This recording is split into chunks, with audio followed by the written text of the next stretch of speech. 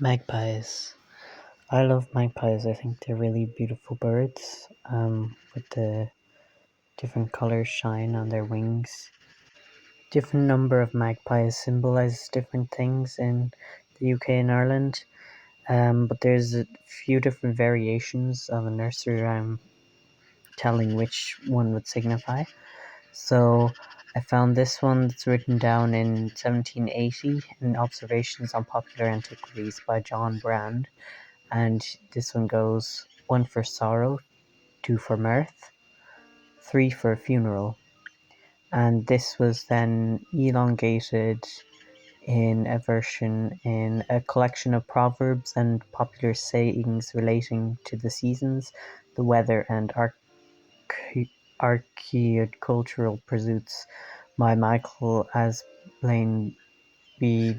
Denham, and was written in 1846. And that one goes: one for sorrow, two for mirth, three for funeral, four for birth, five for heaven, six for hell, seven for the devil and his own self.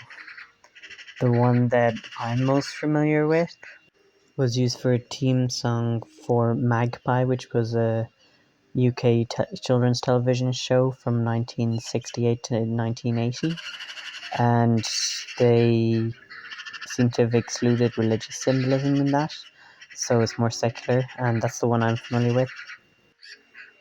This one goes: one for sorrow, two for joy, three for a girl, four for a boy, five for silver, six for gold, seven for a secret never to be told. And when I was younger, I would always imagine the seven one be like a big treasure chest opening up to reveal a secret for some reason. When we were younger, we found this magpie with a broken wing. So even though some people think because it's one for sorrow, a single magpie is like a negative omen. But I think if you wave at them, it means it goes away. If you salute them like that. So we were caring for this magpie who had a broken wing and feeding him, but unfortunately, he was he didn't really move a lot either. But he was still like alive. He was walking around. We brought him to the vet, and the vet said he had to be put down. But now um, there's another magpie with a broken wing who lives outside my parents' house in Galway, and he lives near this tree that's kind of got some low down branches, so he's well able to climb up it, and he comes down and gets the bird food we live for him, so he's doing fine even though his wing is broken. So that's good.